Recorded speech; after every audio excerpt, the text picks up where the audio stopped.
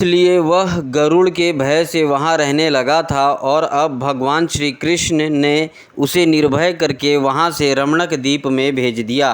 परीक्षित, इधर भगवान श्री कृष्ण दिव्यमाला, गंध, वस्त्र, महामूल्य मणि और स्वर्णमय आभूषणों से विभूषित हो उसे कुंड से बाहर निकाले। उनको देखकर सब के सब ब्रजवासी इस प्रकार उठ खड़े हुए जैसे प्राणों को पाकर इंद्रियां सचेत हो जाती है। सभी गोपों का हृदय आनंद से भर गया। वे बड़े प्रेम और प्रसन्नता से अपने कन्हैया को हृदय से लगाने लगे। परीक्षित, यशोदा रानी, रोहिणी जी, नंद बाबा, गोपी और गोप सभी श्री कृष्ण को पाकर सचेत हो गए। उनका मनोरथ सफल हो गया। बलराम जी तो भगवान का प्रभाव जानते ही थे। वे श्री कृष्ण को हृदय से लगाकर हंसने लगे।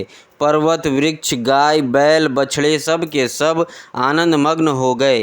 गोपों के कुल गुरु ब्राह्मणों ने अपनी पत्नियों के साथ नंद बाबा के पास आकर कहा, नंद जी, तुम्हारे बालक को काल्य नाग ने पकड़ लिया था, सो छूटकर आ गया।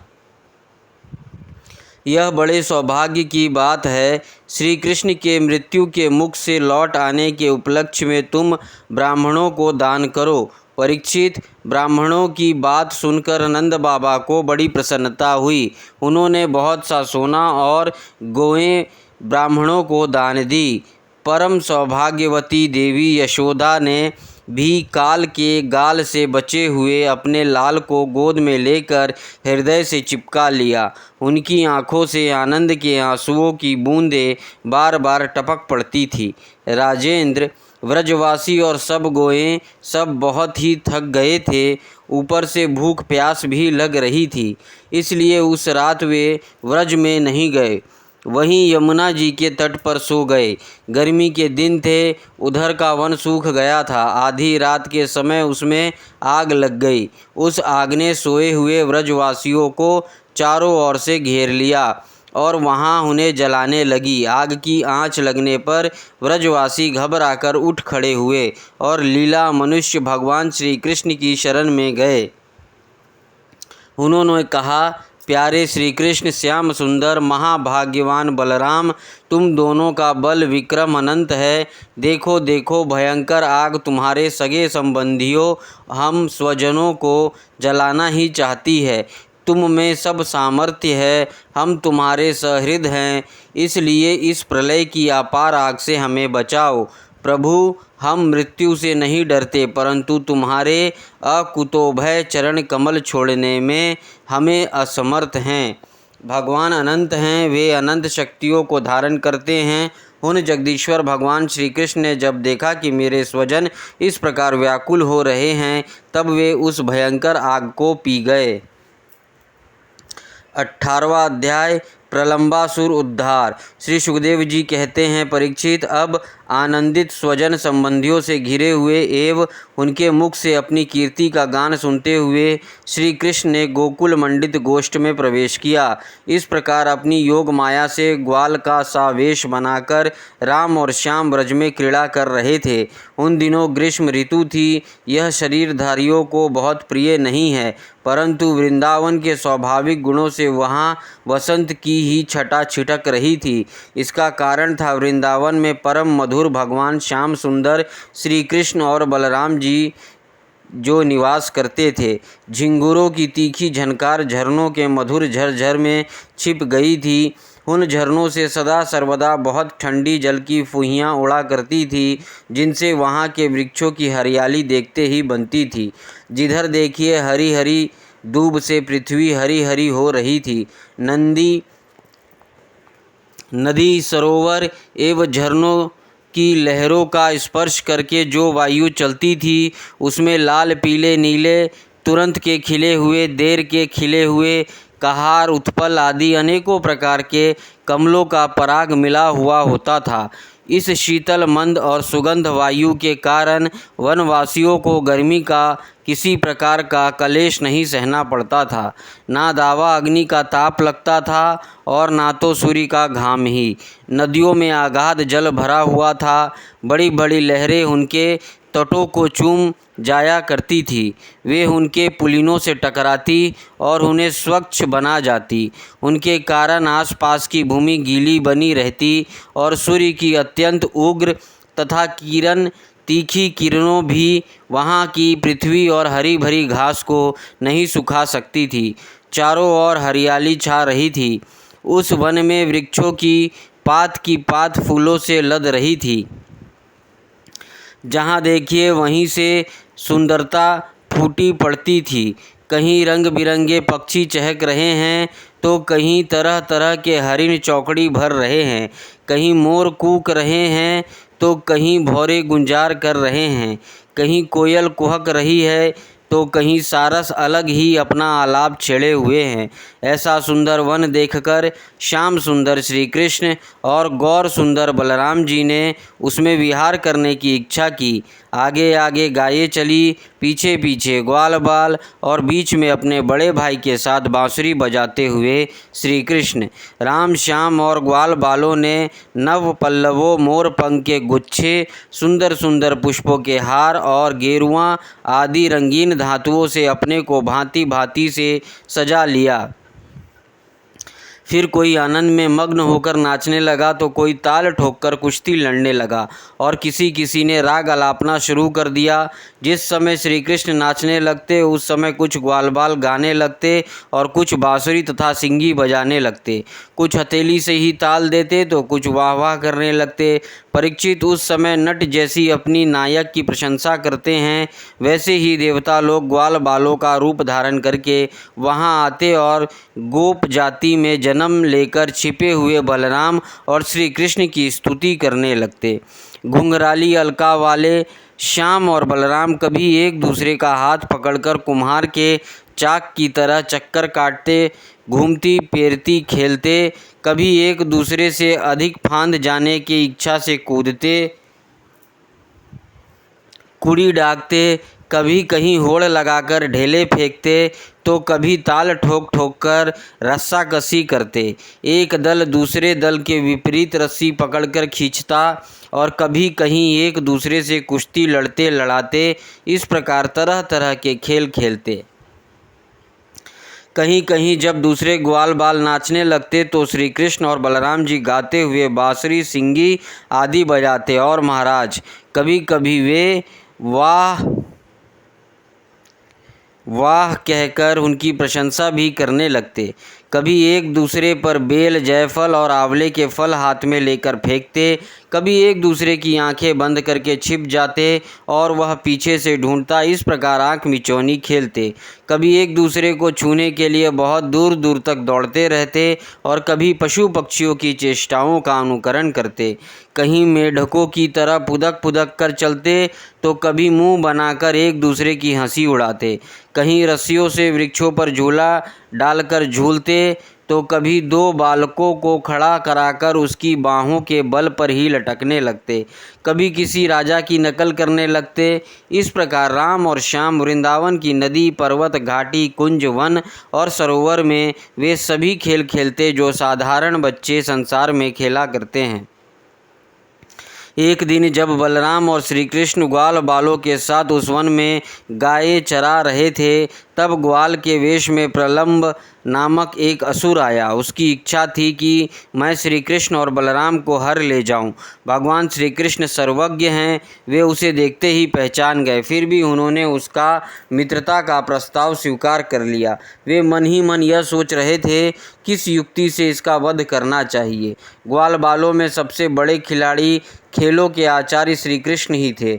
उन्होंने सब ग्वाल बालों को बुलाकर कहा, मेरे प्यारे मित्रों, आज हम लोग अपने को उचित रीति से दो दलों में बांट ले और फिर आनंद से खेले। उस खेल में ग्वाल बालों ने बलराम और श्री कृष्ण को नायक बनाया। कुछ श्री कृष्ण के साथी बन गए और कुछ बलराम के। फिर उन लोगों ने तरह तरह से ऐसे बहुत से खेल खेले जिनमें एक दल के लोग दूसरे दल के लोगों को अपनी पीठ पर चढ़ाकर एक निर्दिष्ट स्थान पर ले जाते थे।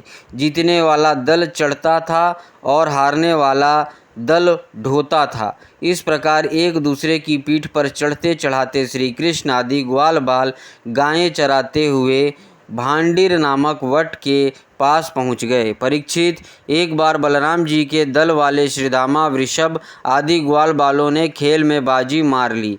तब श्री कृष्ण आदि उन्हें अपनी पीठ पर चढ़ाकर ढोने लगे।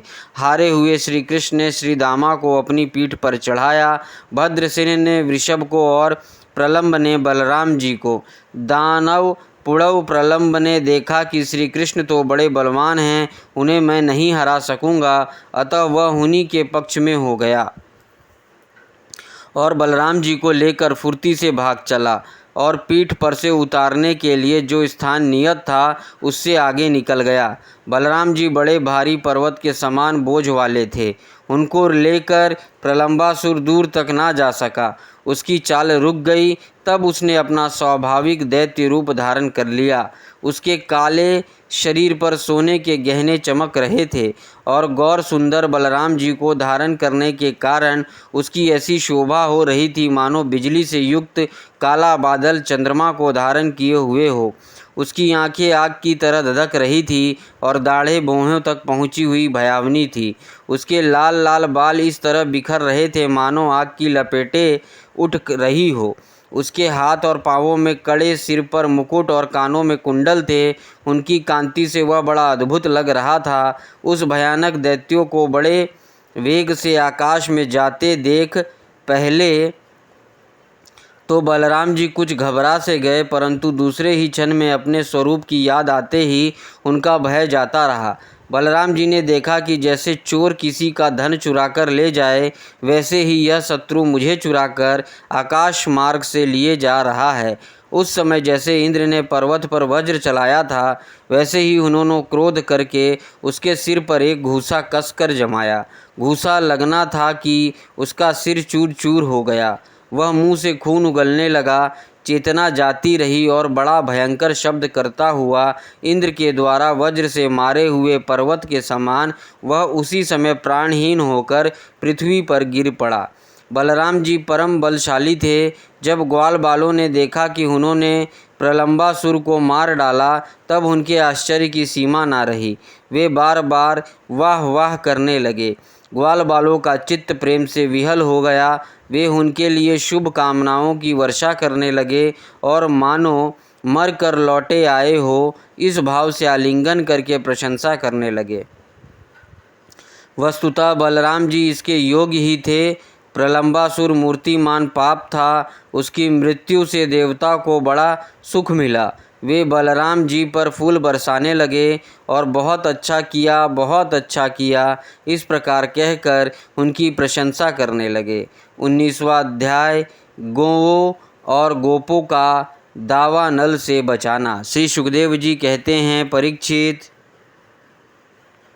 उस समय जब ग्वाल बाल खेल कूद में लग गए थे, तब उनकी गाय बेरोक टोक चरती हुई बहुत दूर निकल गई और हरी भरी घास के लोभ से एक गहन वन में घुस गई।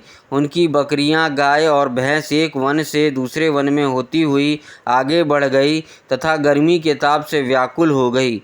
वे बेसुध सी होकर अंत में डकारती हुई मुंजाटवी सरकंडों के वन में घुस गई। जब श्री कृष्ण, बलराम आदि ग्वाल बालों ने देखा कि हमारे पशुओं का तो कहीं पता ठिकाना ही नहीं है, तब उन्हें अपने खेल कूद पर बड़ा पछतावा हुआ और वे बहुत कुछ खोजबीन करने पर भी अपने गाय को पता ना लगा सके। गाय ही तो व्रजवासियों की जीविका का साधन थी। उनके ना मिलने से वे अचेत से हो रहे थे। अब वे गायों के खूर और दांतों से कटी हुई घास तथा पृथ्वी पर बने हुए खुरों के चिन्हों से उनका पता लगाते हुए आगे बढ़े। अंत में उन्होंने देखा कि उनकी गाय मुंजाटवी में रास्ता भूलकर डकरा रही है। उन्हें पाकर वे लौटाने की चेष्टा करने लगे। उस समय वे एकदम थक गए थे और उन्हें प्यास भी बड़ी जोर से लगी हुई थी। इससे वे व्याकुल हो रहे थे। उनकी यह दशा देखकर भगवान श्री कृष्ण अपने मेघ के समान गंभीर वाणी से नाम ले लेकर गायों को पुकारने लगे। गाय अपने नाम की ध्वनि सुनकर बहुत हर्षित हुई। वे भी उत्तर में हुंकारने और रंभाने लगी। परीक्षित, इस प्रकार भगवान उन गायों को पुकार ही रहे थे कि उस वन में सब और अकस्मात दावाग्नि लग गई, जो वनवासी जीवों का काल ही होती है। साथ ही बड़े जोर की आंधी भी चलकर उस अग्नि के बढ़ने में सहायता देने लगी।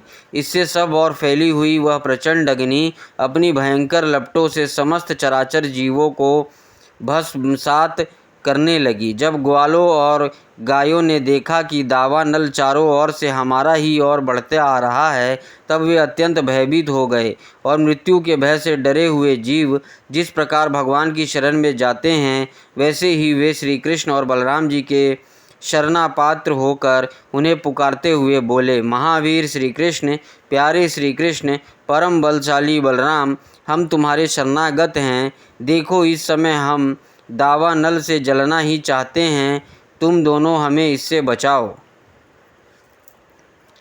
श्री कृष्ण, जिनके तुम ही भाई बंधु और सब कुछ हो, उन्हें तो किसी प्रकार का कष्ट नहीं होना चाहिए। सब धर्मों के ज्ञाता श्याम सुंदर, तुम ही हमारे एकमात्र रक्षक एवं स्वामी हो, हम केवल तुम्हारा ही भरोसा है। श्री सुखदेव जी कहते हैं, अपने सखा ग्वाल बालों के ये दीनता से भरे वचन सुनकर भगवान श्री कृष्ण ने कहा, डरो मत, तुम अपनी आंखें बंद कर लो।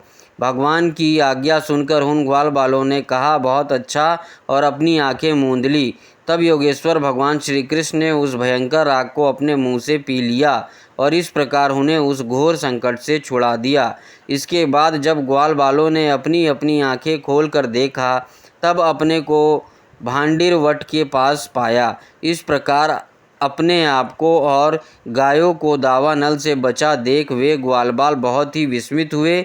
श्री कृष्ण की योग सिद्धि तथा योग माया के प्रभाव को एवं दावानल से अपनी रक्षा को देखकर उन्होंने यही समझा कि श्री कृष्ण कोई देवता हैं। परीक्षित, सायकाल होने पर बलराम जी के साथ भगवान श्री कृष्ण ने गाय लौटाई और बंसी बजाते हुए उनके पीछे पीछे व्रज की यात्रा की। उस समय ग्वाल बाल उनकी स्तुति करते आ रहे थे। इधर व्रज में गोपियों को श्री कृष्ण बिना एक एक क्षण 100 युग के समान हो रहा था। जब भगवान श्री कृष्ण लौटे, तब उनका दर्शन करके वे परम आनंद में मग्न हो गई। 20वां अध्याय, वर्षा और शरद ऋतु का वर्णन। श्री सुखदेव जी कहते हैं, परीक्षित, ग्वाल बालों ने घर पहुंचकर अपनी माँ, बहन आदि स्त्रियों से श्री कृष्ण और बलराम ने जो कुछ अद्भुत कर्म किए थे, दावानल से उनको बचाना, प्रलंब को मारना इत्यादि सबका वर्णन किया। बड़े बड़े बूढ़े गोप और गोपियाँ भी राम और श्याम की अलौकिक लीलाएं सुनकर विस्मित हो गई। वे सब ऐसा मानने लगे कि श्री कृष्ण और बलराम के वेश में कोई बहुत बड़े देवता ही व्रज में पधारे हैं। इसके बाद वर्षा ऋतु का शुभ आगमन हुआ। इस ऋतु में सभी प्रकार के प्राणियों की बढ़ती हो जाती है। उस समय सूर्य और चंद्रमा पर बार बार प्रकाशमय मंडल बैठने लगे। बादल, वायु, चमक, कड़क आदि आकाश क्षुब्ध सा दिखने लगा। आकाश में नीले और घने बादल घिर आते, बिजली कांधने लगती, बार बार गड़गड़ाहट सुनाई पड़ती।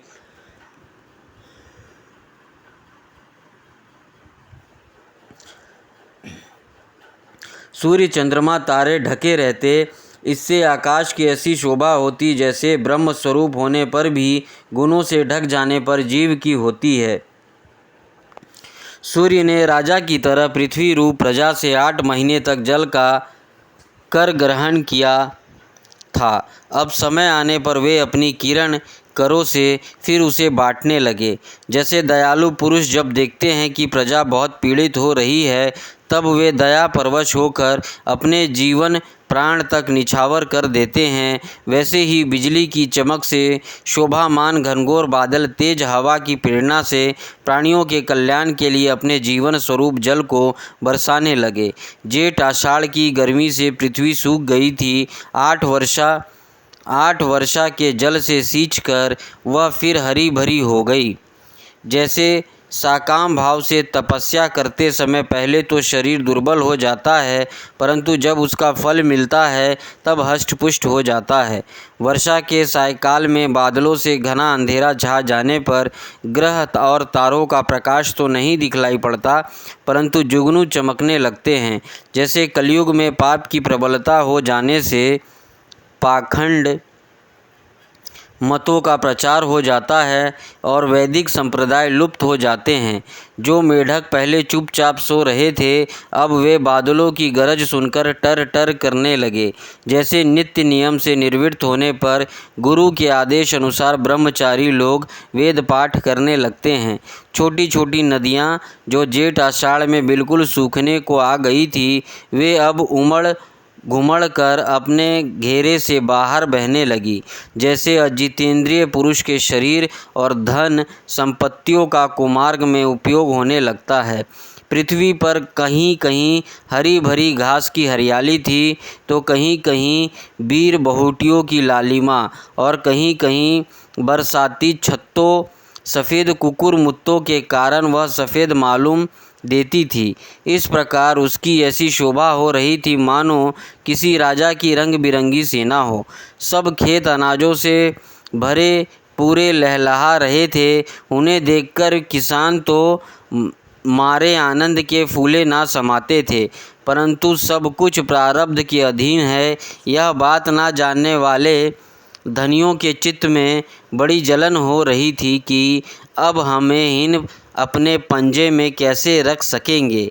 नए बरसाती जल के सेवन से सभी जलचर और जलचर प्राणियों की सुंदरता बढ़ गई थी।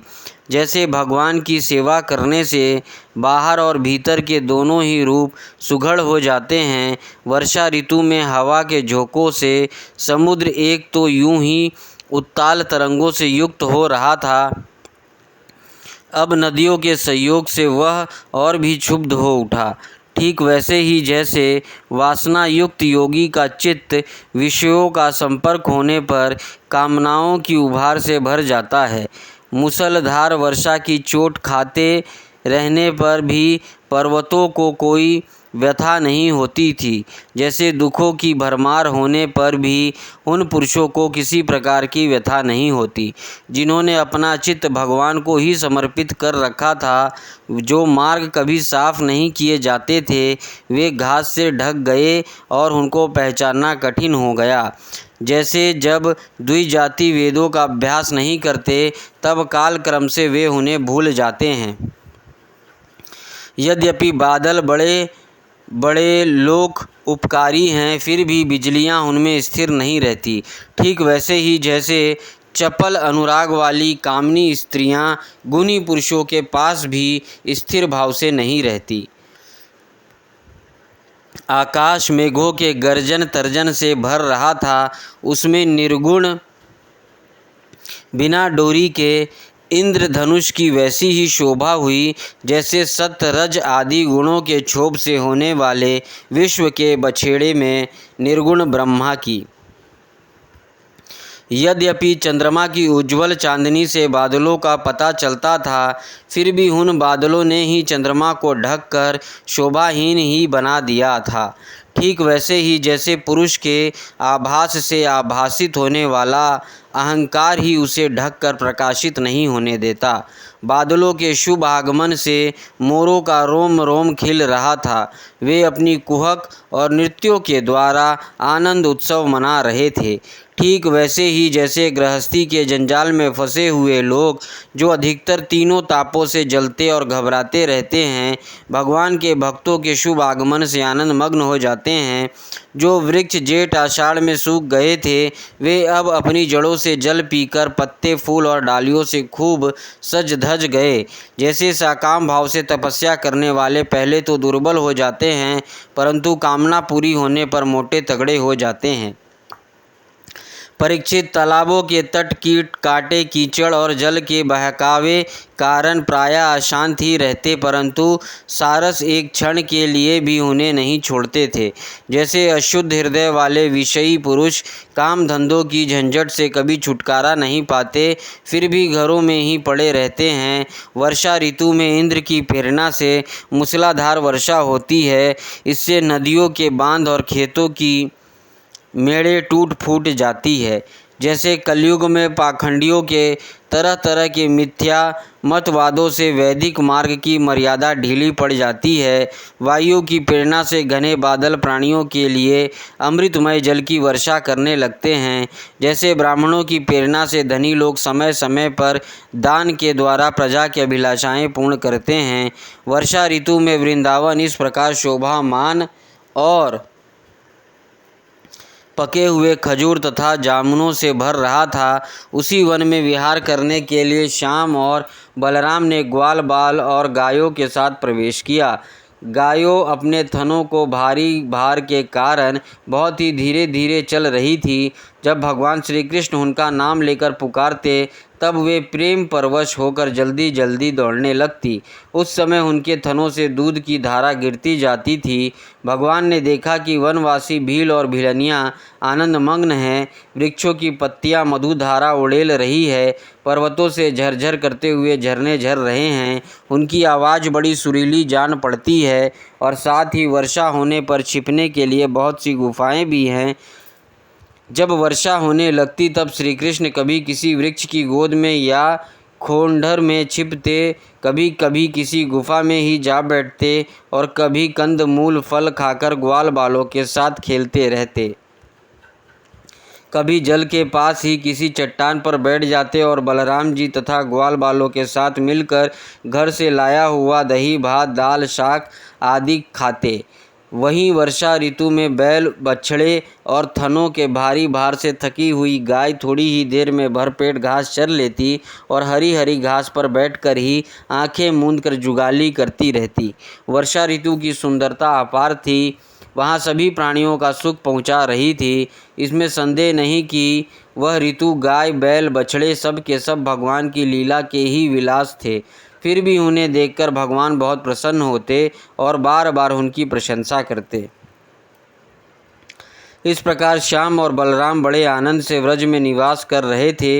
इस समय वर्षा बीतने पर शरद ऋतु आ गई। अब आकाश में बादल नहीं रहे, जल निर्मल हो गया, वायु बड़ी धीमी गति से चलने लगी। शरद ऋतु कमलों की उत्पत्ति से जलाशयों के जल ने अपने सहज स्वच्छता प्राप्त कर ली। ठीक वैसे ही जैसे योग भ्रष्ट पुरुषों को चित्त फिर से योग का सेवन करने से निर्मल हो जाता है, शरद ऋतु ने आकाश के बादल, वर्षा काल के बढ़े हुए जीव, पृथ्वी के कीचड़ और जल के मटमैलेपन का नष्ट कर दिया। जैसे भगवान की भक्ति ब्रह्मचारी, गृहस्थ, वानप्रस्थ और सन्यासियों के सब प्रकार के कष्टों और अशुभों को झटपट नाश कर देती है। बादल अपने सर्वस्व जल का दान करके उज्ज्वल कांति से सुशोभित होने लगे। ठीक वैसे ही जैसे लोक परलोक, स्त्री पुत्र और धन संपत्ति संबंधी चिंता और कामनाओं को परित्याग कर देने पर संसार के बंधन से छूटे हुए परम शांत सन्यासी शोभामान होते हैं। अब पर्वतों से कहीं कहीं झरने झरते थे और कहीं कहीं वे अपने कल्याणकारी जल को नहीं भी बहाते थे। जैसे ज्ञानी पुरुष समय पर अपनी ही अमृतमयी ज्ञान का दान किसी अधिकारी को ही कर देता है और किसी किसी को नहीं भी करते।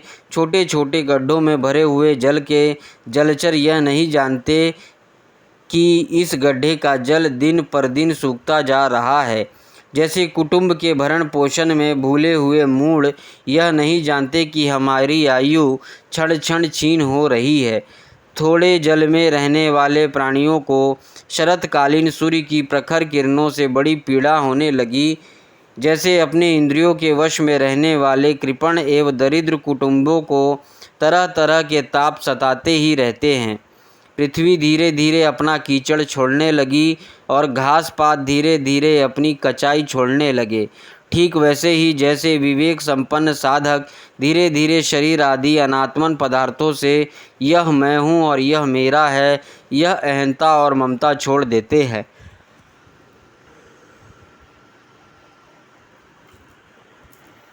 शरद ऋतु में समुद्र का जल स्थिर, गंभीर और शांत हो गया। जैसे मन के निसंकल्प हो जाने पर आत्माराम पुरुष कर्म कांड का झमेला छोड़कर शांत हो जाता है। किसान खेतों की मेड़ मजबूत करके जल का बहना रोकने लगे। जैसे योगी जन अपनी इंद्रियों को विषयों की ओर जाने से रोककर प्रत्याहार करके उनके द्वारा क्षीण होते हुए ज्ञान की रक्षा करते हैं। शरद ऋतु में दिन के समय बड़ी बड़ी धूप होती, लोगों को बहुत कष्ट होता, परंतु चंद्रमा रात्रि के समय लोगों को सारा संताप वैसे ही हर लेते जैसे देह अभिमान से होने वाला दुख को ज्ञान और भगवत हरि से होने वाले गोपियों के दुख को श्री कृष्ण नष्ट कर देते हैं। जैसे वेदों के अर्थ को स्पष्ट रूप से जानने वाला सत्गुणी चित्त अत्यंत शोभामान होता है, वैसे ही शरद ऋतु में रात के समय मेघों से रहित निर्मल आकाश के तारों की ज्योति से जगमगाने लगा। परीक्षित, जैसे पृथ्वी तल में यदुवंशियों के बीच यदुपति भगवान श्री कृष्ण की शोभा होती है, वैसे ही आकाश में तारों के बीच संपूर्ण चंद्रमा सुशोभित होने लगा। फूलों से लदे हुए वृक्ष और लताओं में होकर बड़ी ही सुंदर वायु बहती, वह ना अधिक ठंडी होती और ना अधिक गर्म। उस वायु के स्पर्श से सब लोगों की जलन तो मिट जाती, परंतु गोपियों की जलन और भी बढ़ जाती, क्योंकि उनका चित्त उनके हाथ में नहीं था, श्री कृष्ण ने उसे चुरा लिया था। शरद ऋतु में गाय, हिरन, चिड़िया, नारी ऋतुमयी संतान उत्पत्ति की कामना से युक्त हो गई तथा सांड, हिरन, पक्षी और पुरुष उनका अनुसरण करने लगे। ठीक वैसे ही जैसे समर्थ पुरुष के द्वारा की हुई क्रियाओं का अनुसरण उनके फल करते हैं। परीक्षित, जैसे राजा के शुभ आगमन से डाकू चोरों के सिवा और सब लोग निर्भय हो जाते हैं, वैसे ही सूर्योदय के कारण कुमुदिनी के अतिरिक्त और सभी प्रकार के कमल खिल गए। उस समय बड़े बड़े शहर और गांव में नवन प्राशन और इंद्रिय संबंधी उत्सव होने लगे। खेतों में अनाज पक गए और पृथ्वी भगवान श्री कृष्ण तथा बलराम जी की उपस्थिति से अत्यंत सुशोभित होने लगी। साधना करके सिद्ध हुए पुरुष जैसे समय आने पर अपने देव आदि शरीरों को प्राप्त होते हैं, वैसे ही वैश्य, सन्यासी, राजा और स्नातक जो वर्षों के कारण एक स्थान पर रुके हुए थे, वहाँ से चलकर अपने अपने अभीष्ट काम काज में लग गए। 21वां अध्याय वेणुगति, वेणुगीत। श्री सुखदेव जी कहते हैं, परीक्षित, शरद ऋतु के कारण वह वन बड़ा सुंदर हो रहा था। जल निर्मल था और जलाशयों में खिले हुए कमलों की सुगंध से सुनकर वायु मंद मंद चल रही थी। भगवान श्री कृष्ण ने गाय और ग्वाल बालों के साथ उस वन में प्रवेश किया। सुंदर सुंदर पुष्पों से परिपूर्ण हरी हरी वृक्ष पत्तियों के मतवाले भौरे स्थान स्थान पर गुनगुना रहे थे और तरह तरह के पशु पक्षी झुंड के झुंड अलग अलग कलरव कर रहे थे, जिससे उस वन के सरोवर, नदी, पर्वत सब के सब गूंजते रहते। मधुपति श्री कृष्ण ने बलराम जी और ग्वाल बालों के साथ उसके भीतर घुसकर गायों को चराते हुए अपनी बांसुरी पर बड़ी मधुर तान छेड़ी। श्री कृष्ण की वह वंशध्वनि भगवान के प्रति प्रेम भाव को, उनके मिलन की आकांक्षा को जगाने वाली थी। वे एकांत में अपनी सखियों से उनके रूप, गुण और वंशध्वनि के प्रभाव का वर्णन करने लगी। व्रज की गोपियों ने वंशध्वनि माधुर्य आपस में वर्णन करना चाहा तो अवश्य, परंतु वंशी का स्मरण होते ही उन्हें श्री कृष्ण की मधुर चेष्टाओं की प्रेमपूर्ण चितवन, भौहें के इशारे और मधुर मुस्कान आदि की याद आ गई। उनकी भगवान से मिलने की आकांक्षा और भी बढ़ गई। उनका मन हाथ से निकल गया। वे मन ही मन वहाँ पहुँच गई जहाँ श्री कृष्ण थे। अब उनकी वाणी बोले कैसे, वे उसके वर्णन में असमर्थ हो गई। रंगमंच पर अभिनय करते हुए श्रेष्ठ नटक सा क्या ही सुंदर वेश है। बांसुरी के छिद्रों को वे अपने अधरामृत में भरे हुए रहे थे। उनके पीछे पीछे ग्वाल बाल उनकी लोक पावन कीर्ति का गान कर रहे हैं। इस प्रकार बैकुंठ से भी श्रेष्ठ वह वृंदावन धाम उनके चरण चिन्हों से और भी रमणीय बन गया। परीक्षित, यह वंश ध्वनि जड़ चेतन समस्त भूतों का मन चुरा लेती है। गोपियों ने उसे सुन और सुनाकर उसका वर्णन करने लगी। वर्णन करते करते वे तन्मय हो गई और श्री कृष्ण को पाकर आलिंगन करने लगी। गोपियाँ आपस में बातचीत करने लगी। अरे सखी, हमने तो आँख वाले के जीवन की और उनकी आँखों की बस यही इतनी सी सफलता समझी है, और तो हमें कुछ मालूम ही नहीं।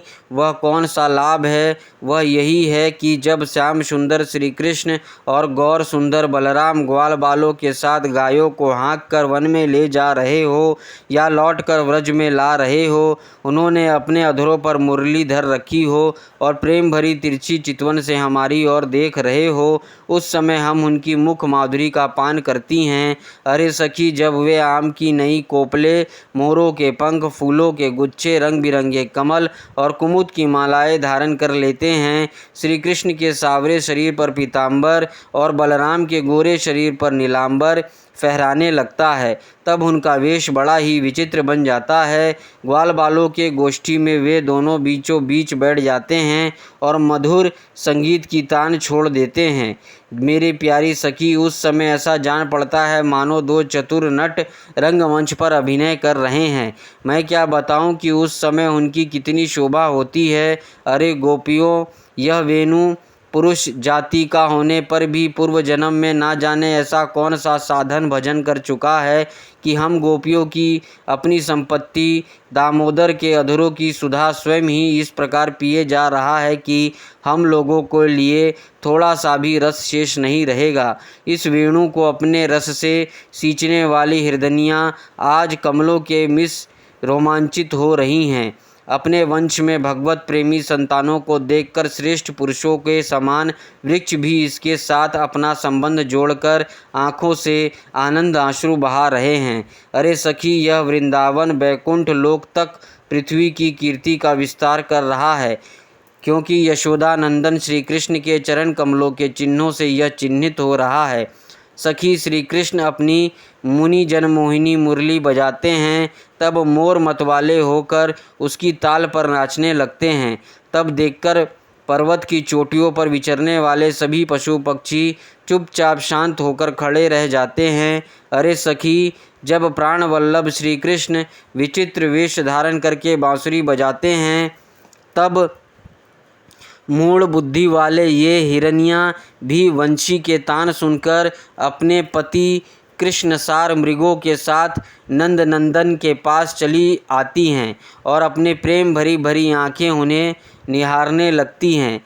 निरखती क्या है, अपने कमल के समान बड़ी बड़ी आँखें श्री कृष्ण के चरणों पर निछावर कर देती हैं और श्री कृष्ण की प्रेम भरी चितवन के द्वारा किया हुआ अपना सत्कार स्वीकार करती हैं। वास्तव में उनका जीवन धन्य है।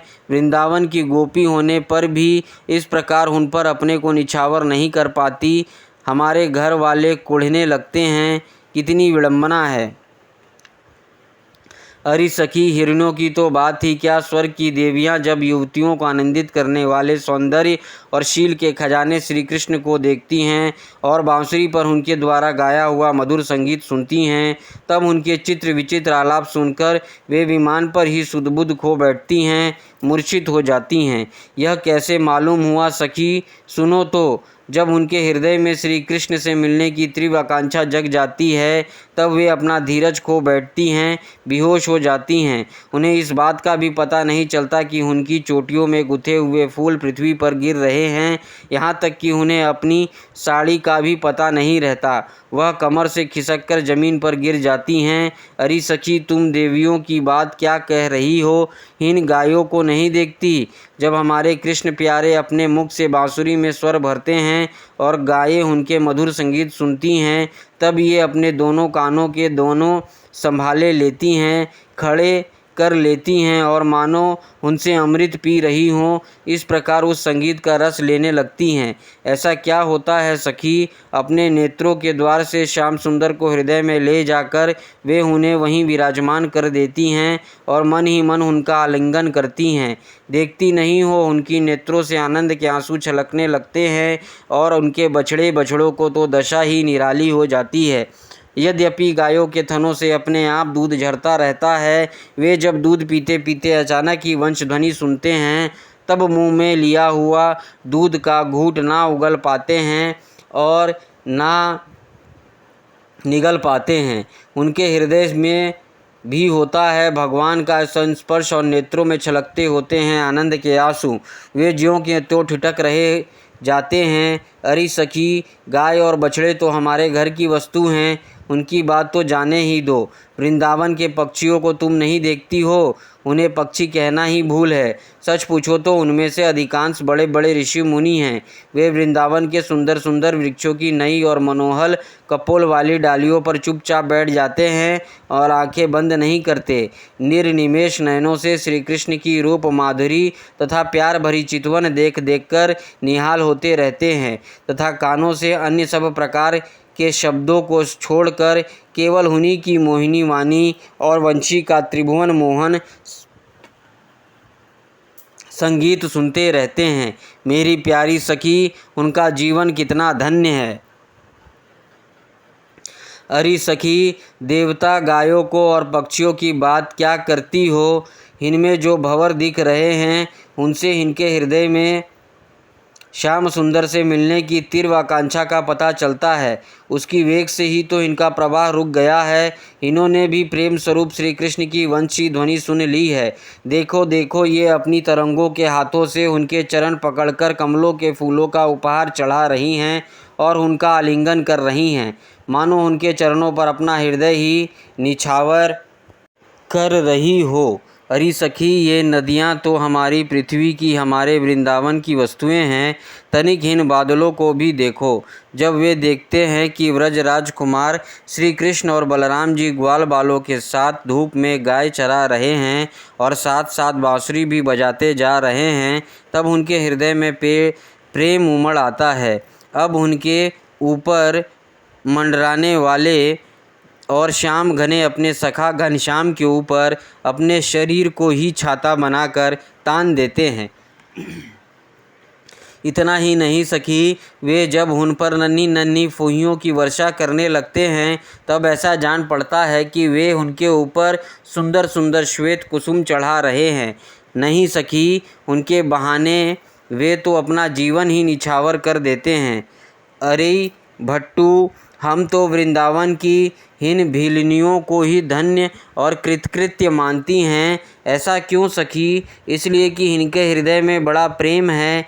जब ये हमारे कृष्ण प्यारे को देखती हैं, तब इनके हृदय में भी उनसे मिलने की तीव्र आकांक्षा जाग उठती है। इनके हृदय में भी प्रेम की व्याधि लग जाती है। उस समय ये क्या उपाय करती हैं, यह भी सुन लो। हमारे प्रियतम की प्रियसी गोपियाँ अपने वक्ष स्थलों पर जो केसर लगाती हैं, वह श्याम सुंदर के चरणों में लगी होती है और वे जब वृंदावन के घास पात पर चलते हैं, तब उनमें भी लग जाती है। ये सौभाग्यवती भीलनियाँ उन्हें उन तिनकों पर से छुड़ाकर अपने स्तनों और मुखों पर मल लेती हैं और इस प्रकार अपने हृदय की प्रेम पीड़ा शांत करती हैं। अरे गोपियाँ, यह गिरिराज गोवर्धन तो भगवान के भक्तों में बहुत ही श्रेष्ठ है। धन्य है इसके भाग्य। देखती नहीं हो, हमारे प्राण वल्लभ श्री कृष्ण और नैनाभिराम बलराम के चरण कमलों का स्पर्श प्राप्त करके यह कितना आनंदित रहता है। इसके भाग्य की सराहना कौन करे। यह तो उन दोनों का ग्वाल बालों और गायों का बड़ा ही सत्कार करता है। स्नान पान के लिए झरनों का जल देता है और गायों के लिए सुंदर हरी भरी घास प्रस्तुत करता है। विश्राम करने के लिए कंदराएं और खाने के लिए कंदमूल फल देता है। वास्तव में यह धन्य है। अरे सखी, इन सावरे गोरे किशोरों की तो गति ही निराली है। जब वे सिर पर नौना रखकर गायों को एक वन से दूसरे वन में हाँक कर ले जाते हैं, साथ में ग्वाल बाल भी होते हैं और मधुर मधुर संगीत गाते हुए बांसुरी की तान छेड़ते हैं, उस समय मनुष्य की तो बात ही क्या, अन्य शरीरधारियों भी, चलने वाले चेतन पशु पक्षी और जड़ नदी आदि तो स्थिर हो जाते हैं तथा अचल वृक्षों का भी रोमांच हो जाता है। जादू भरी वंशी का और क्या चमत्कार सुनाऊं परीक्षित। वृंदावन विहारी श्री कृष्ण की ऐसी ऐसी एक नहीं अनेक लीलाएं हैं। गोपियां प्रतिदिन आपस में उनका वर्णन करती और तन्मय हो जाती। भगवान की लीलाएं उनके हृदय में स्फुरित होने लगती। 22वां अध्याय चीरहरण। श्री सुखदेव जी कहते हैं, परीक्षित, अब हेमंत ऋतु आई। उसके पहले ही महीने में अर्थात मार्गशीर्ष में नंद बाबा के व्रज की कुमारियाँ कात्यायनी देवी की पूजा और व्रत करने लगी। वे केवल हविष्यान्न भी खाती थी। राजन, वे कुमारी कन्याएं पूर्व दिशा का क्षितिज लाल होते होते यमुना जल में स्नान कर लेती और तट पर ही देवी की बालू काम्य मूर्ति बनाकर सुगंधित चंदन फूलों के हार, भांति भांति के नैवेद्य, धूप दीप, छोटी बड़ी भेंट की सामग्री, पल्लव, फल और चावल आदि से उनकी पूजा करती। साथ ही हे कात्यायनी, हे महामाये, हे सहयोगिनी, हे महायोगिनी, हे सबकी एकमात्र स्वामिनी, आप नंद नंदन श्री कृष्ण को हमारा पति बना दीजिए। देवी, हम आपके चरणों में नमस्कार करती हैं। इस मंत्र का जप करती हुए वे कुमारी देवी की आराधना करती। इस प्रकार उन कुमारियों ने, जिनका मन श्री कृष्ण पर निछावर हो चुका था, इस संकल्प के साथ 1 महीने तक भद्रकाली की भली भांति पूजा की कि नंद नंदन श्याम सुंदर ही हमारे पति हो। वे प्रतिदिन उषा काल में ही नाम ले लेकर एक दूसरी सखी को पुकार लेती और परस्पर हाथ में हाथ डालकर ऊंचे स्वर से भगवान श्री कृष्ण की लीला तथा नामों का गान करती हुई यमुना जल में स्नान करने के लिए जाती। एक दिन जब कुमारियों ने प्रतिदिन की भांति यमुना जी के तट पर जाकर अपने अपने वस्त्र उतार दिए और भगवान श्री कृष्ण के गुणों का गान करती हुई बड़े आनंद से जल क्रीड़ा करने लगी। परीक्षित, भगवान श्री कृष्ण सनकादिक योगियों और शंकर आदि योगेश्वरों के भी ईश्वर हैं। उनसे गोपियों की अभिलाषा छिपी ना रही। वे उनका अभिप्राय जानकर अपने सखा ग्वाल बालों के साथ उन कुमारियों की साधना सफल करने के लिए यमुना तट पर गए। उन्होंने अकेले ही उन गोपियों के सारे वस्त्र उठा लिए और बड़ी फुर्ती से वे एक कदम्ब के वृक्ष पर चढ़ गए। साथी ग्वाल बाल ठठा ठठा कर हंसने लगे और स्वयं श्री कृष्ण भी हंसते हुए गोपियों से हंसी की बात कहने लगे।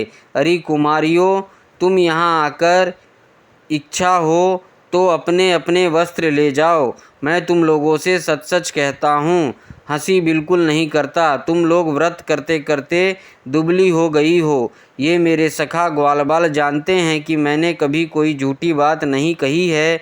सुंदरियाँ, तुम्हारी इच्छा हो तो अलग अलग आकर अपने अपने वस्त्र ले लो या सब एक साथ ही आओ, मुझे इसमें कोई आपत्ति नहीं है। भगवान की यह हंसी मस्खरी देखकर गोपियों का हृदय प्रेम से सारा बोर हो गया। वह तनिक सकुचा कर एक दूसरे की ओर देखने और मुस्कुराने लगी। जल से बाहर नहीं निकली। जब भगवान ने हंसी हंसी में यह बात कही तब उनके विनोद से कुमारियों का चित्त और भी उनकी ओर खिंच गया। वे ठंडे पानी में कंठ तक डूबी हुई थी और उनका शरीर थर थर काँप रहा था। उन्होंने श्री कृष्ण से कहा, प्यारे श्री कृष्ण, तुम ऐसी अनीति मत करो। हम जानती हैं कि तुम नंद बाबा के लाडले लाल हो। हम प्यारे हो, हमारे प्यारे हो। सारे व्रजवासी तुम्हारी सराहना करते रहते हैं। देखो, हम जाड़े के मारे ठिठुर रही हैं। तुम हमें अपना वस्त्र दे दो। प्यारे श्याम सुंदर, हम तुम्हारी दासी हैं। तुम जो कुछ कहोगे उसे हम करने को तैयार हैं। तुम तो धर्म का मर्म भली भांति जानते हो। हमें कष्ट मत दो। हमारे वस्त्र हमें दे दो, नहीं तो हम जाकर नंद बाबा से कह देंगे। श्री कृष्ण ने कहा, कुमारियों, तुम्हारी मुस्कान पवित्रता और प्रेम से भरी है। देखो, जब तुम अपने को मेरी दासी स्वीकार करती हो और मेरी आज्ञा का पालन करना चाहती हो तो यहाँ आकर अपने अपने कपड़े ले लो। परीक्षित, वे कुमारियाँ ठंड से ठिठुर रही थी, काँप रही थी। भगवान की ऐसी बात सुनकर वे अपने दोनों हाथों से गुप्त अंगों को छुपाकर यमुना जी से बाहर निकली। उस समय ठंड उन्हें बहुत ही सता रही थी। उनके इस शुद्ध भाव से भगवान बहुत ही प्रसन्न हुए। उनको अपने पास आई देखकर उन्होंने गोपियों के वस्त्र अपने कंधे पर रख लिए और बड़ी प्रसन्नता से मुस्कुराते हुए बोले, अरे गोपियों, तुमने जो व्रत लिया था उसे अच्छी तरह निभाया है, इसमें संदेह नहीं। परंतु इस अवस्था में वस्त्रहीन होकर तुमने जल में स्नान किया है। इससे तो जल के अधिष्ठात्र देवता वरुण का तथा यमुना जी का अपराध हुआ है। अतः अब इस दोष की शांति के लिए तुम अपने हाथ जोड़कर सिर से लगाओ और उन्हें झुककर प्रणाम करो। तदनंतर अपने अपने वस्त्र ले जाओ। भगवान श्री कृष्ण की बात सुनकर उन व्रज कुमारियों ने ऐसा ही समझा कि वास्तव में वस्त्रहीन होकर स्नान करने से हमारे व्रत में त्रुटि आ गई। अतः उसकी निर्विघ्न पूर्ति करने के लिए उन्होंने समस्त कर्मों के साक्षी श्री कृष्ण को नमस्कार किया, क्योंकि उन्हें नमस्कार करने से ही सारी त्रुटियां और अपराधों का मार्जन हो जाता है। जब यशोदा नंदन भगवान श्री कृष्ण ने देखा कि सब की सब कुमारियां मेरी आज्ञा के अनुसार प्रणाम कर रही हैं, तब वे बहुत ही प्रसन्न हुए। उनके हृदय में करुणा उमड़ आई और उन्होंने उनके वस्त्र दे दिए। प्रिय परीक्षित, श्री कृष्ण ने कुमारियों से छल भरी बातें की, उनका लज्जा संकोच छुड़ाया, हंसी की और उन्हें कठपुतलियों के समान नचाया, यहाँ तक कि उनके वस्त्र तक हर लिए। फिर भी वे उनसे रुष्ट नहीं हुई। उनकी हीन चेष्टाओं को दोष नहीं माना, बल्कि अपने प्रियतम के संग से वे और भी प्रसन्न हुई। परीक्षित, गोपियों ने अपने अपने वस्त्र पहन लिए, परंतु श्री कृष्ण ने उनके चित्त को इस प्रकार अपने वश में कर रखा था कि वे वहाँ से एक पग भी ना चल सकी। अपने प्रियतम के समागम के लिए सज कर वे उन्हीं की ओर लजीली चितवन से निहारती रही। भगवान श्री कृष्ण ने देखा कि उन कुमारियों ने उनके चरण कमलों के स्पर्श की कामना से ही व्रत धारण किया है और उनके जीवन का यही एकमात्र संकल्प है। तब गोपियों के प्रेम के अधीन होकर उखलता में बंध जाने वाले भगवान ने उनसे कहा, मेरी परम प्रेयसी कुमारियों, मैं तुम्हारा यह संकल्प जानता हूँ कि तुम मेरी पूजा करना चाहती हो। मैं तुम्हारी इस अभिलाषा का अनुमोदन करता हूँ।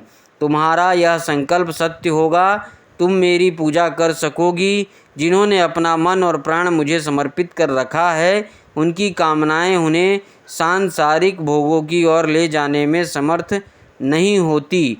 ठीक वैसे ही जैसे भुने या उबाले हुए बीज फिर अंकुर के रूप में उगने के योग्य नहीं रह जाते। इसलिए कुमारियों, अब तुम अपने अपने घर लौट जाओ। तुम्हारी साधना सिद्ध हो गई है। तुम आने वाली शरद ऋतु की रात्रियों में मेरे साथ विहार करोगी। सतियों, इस उद्देश्य से तो तुम लोगों ने यह व्रत और कात्यायनी देवी की पूजा की थी।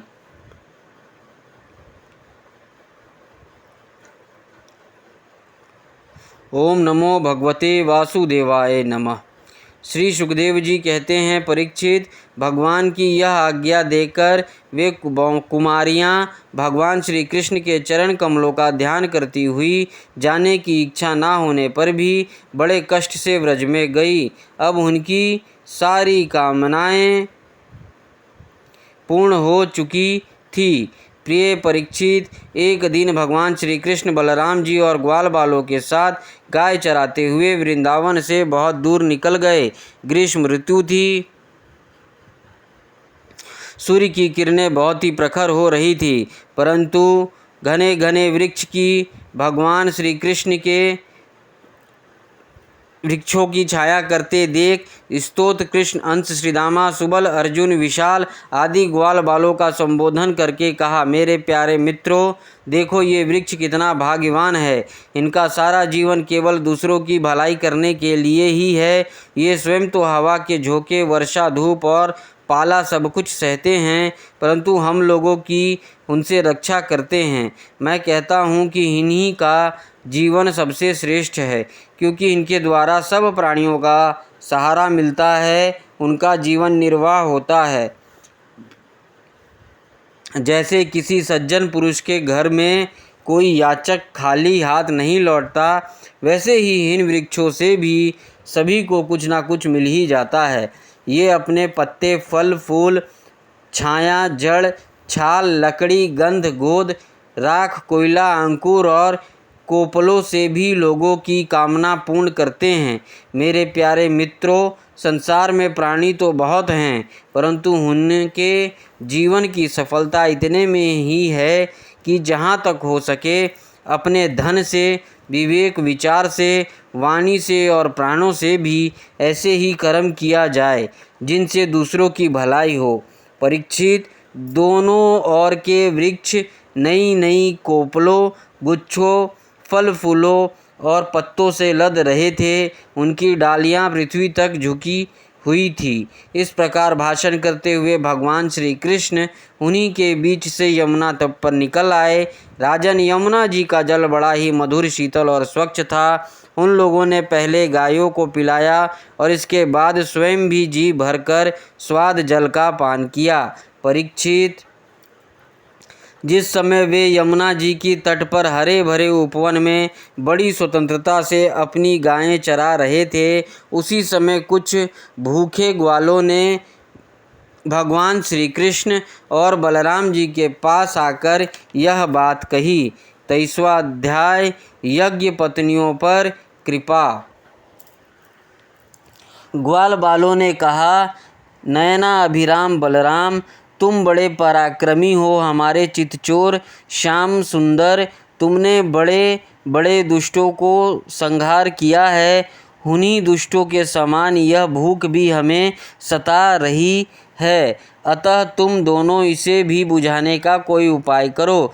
श्री सुखदेव जी ने कहा, परीक्षित, जब ग्वाल बालों ने देवकी नंदन भगवान श्री कृष्ण से इस प्रकार प्रार्थना की, तब उन्होंने मथुरा की अपनी भक्ति ब्राह्मण पत्नियों पर अनुग्रह करने के लिए यह बात कही।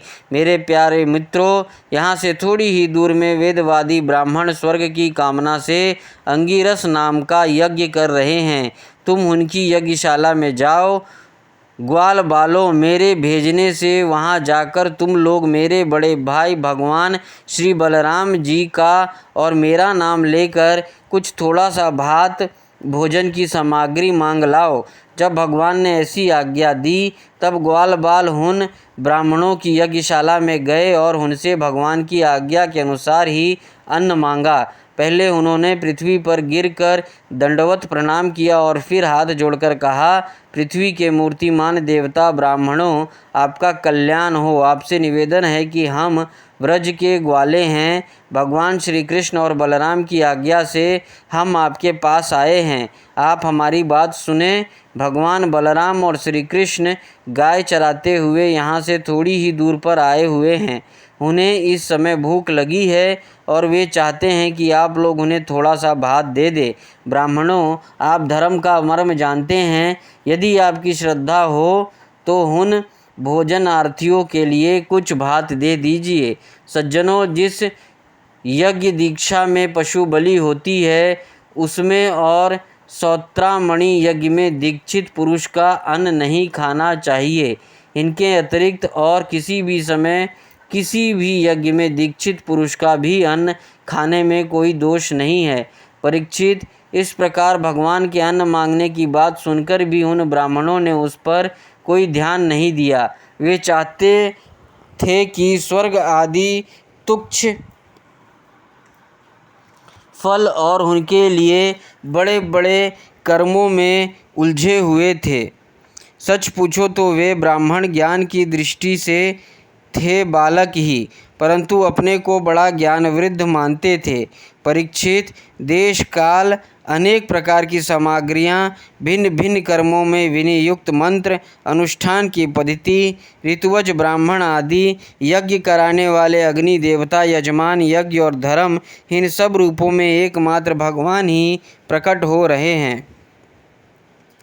वे ही इंद्रियातीत परब्रह्म भगवान श्री कृष्ण स्वयं ग्वाल बालों के द्वारा भात मांग रहे हैं। परंतु उन मूर्खों ने जब अपने को शरीर ही मान बैठे हैं, भगवान को भी एक साधारण मनुष्य ही माना और उनका सम्मान नहीं किया। परीक्षित, जब उन ब्राह्मणों ने हाँ या ना कुछ नहीं कहा, तब ग्वाल बालों की आशा टूट गई।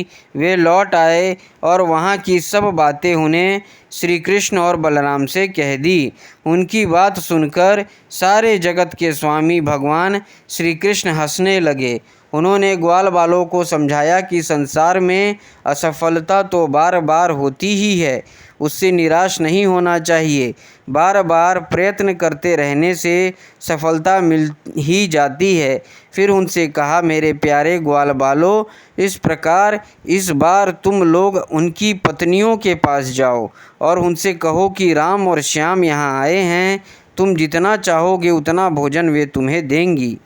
वे मुझसे बड़ा प्रेम करती हैं, उनका मन सदा सर्वदा मुझ में लगा रहता है। अब की बार ग्वाल बाल पत्नीशाला में गए। वहाँ जाकर देखा तो ब्राह्मणों की पत्नियाँ सुंदर सुंदर वस्त्र और गहनों से सज धज कर बैठी हैं। उन्होंने द्विज पत्नियों को प्रणाम करके बड़ी नम्रता से यह बात कही, आप विप्र पत्नियों को हम नमस्कार करते हैं, आप कृपा करके हमारी बात सुने। भगवान श्री कृष्ण यहाँ से थोड़ी ही दूर पर आए हुए हैं और उन्होंने ही हमें आपके पास भेजा है। वे ग्वालबाल और बलराम जी के साथ गाय चराते हुए इधर बहुत दूर आ गए हैं। इस समय उन्हें और उनके साथियों को भूख लगी है, आप उनके लिए कुछ भोजन दे दो। परीक्षित, वे ब्राह्मणियाँ बहुत दिनों से भगवान की मनोहर लीलाएं सुनती थी। उनका मन उनमें लग चुका था। वे सदा सर्वदा इस बात के लिए उत्सुक रहती थी कि किसी प्रकार श्री कृष्ण के दर्शन हो जाए।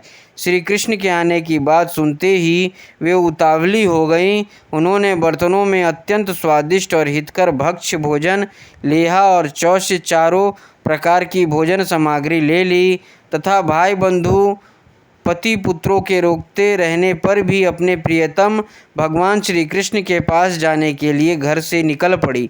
ठीक वैसे ही जैसे नदियाँ समुद्र के लिए क्यों ना हो, ना जाने कितने दिनों से पवित्र कीर्ति भगवान श्री कृष्ण के गुण, लीला, सौंदर्य, माधुर्य आदि का वर्णन सुन सुनकर उन्होंने उनके चरणों पर अपना हृदय निछावर कर दिया था। ब्राह्मण पत्नियों ने जाकर देखा कि यमुना जी के तट पर नए नए कोपलों से शोभामान अशोक वन में ग्वाल बालों से घिरे हुए बलराम जी के साथ श्री कृष्ण इधर उधर घूम रहे हैं। उनके सांवले शरीर पर सुनहरा पीताम्बर झिलमिला रहा है, गले में वनमाला लटक रही है, मस्तक पर मोर पंख का मुकुट है, अंग अंग में रंगीन धातुओं से चित्रकारी कर रखी है, नए नए कोपलों के गुच्छे शरीर में लगाकर नटका सा वेश कर बना रखा है। एक हाथ में अपनी सखा ग्वाल बाल के कंधे पर रखे हुए हैं और दूसरे हाथ से कमल का फूल नचा रहे हैं। कानों में कमल के कुंडल हैं, कपोलों पर घुंघराली अलके लटक रही हैं और मुख कमल मंद मंद मुस्कान की रेखा से प्रफुल्लित हो रहा है। परीक्षित, अब तक अपने प्रियतम श्याम सुंदर के गुणों और लीलाएं अपने कानों से सुन सुनकर उन्हें अपने मन का उन्हीं के प्रेम के रंग में रंग डाला था, उसी में सरोबार कर दिया था। अब नेत्रों के मार्ग से उन्हें भीतर ले जाकर बहुत देर तक वे मन ही मन उनका आलिंगन करती रहीं और इस प्रकार उन्होंने अपने हृदय की जलन शांत की। ठीक वैसे ही जैसे जागृत और स्वप्न अवस्था की वृत्तियाँ यह मैं और यह मेरा इस भाव से जलती रहती हैं, परंतु सुषुप्त अवस्था में उसके अभिमानी प्राज्ञ को पाकर उसी में लीन हो जाती हैं और उनकी सारी जलन मिट जाती है। प्रिय परीक्षित, भगवान सबके हृदय की बात जानते हैं, सबकी बुद्धियों के साक्षी हैं। उन्होंने कब देखा कि ये ब्राह्मण पत्नियां अपनी भाई बंधु और पति पुत्रों के रोकने पर भी सब सगे संबंधी और विषयों की आशा छोड़कर केवल मेरी दर्शन की लालसा से ही मेरे पास आई हैं। तब उन्होंने उनसे कहा। उस समय उनके मुखारविंद पर हास्य की तरंगें अटखेलियाँ कर रही थी। भगवान ने कहा, महाभाग्यवंती देवियों, तुम्हारा स्वागत है। आओ बैठो, कहो हम तुम्हारा क्या स्वागत करें। तुम लोग हमारे दर्शन की इच्छा से यहाँ आई हो। यह तुम्हारे जैसा प्रेमपूर्ण हृदय वालों के योग्य ही है।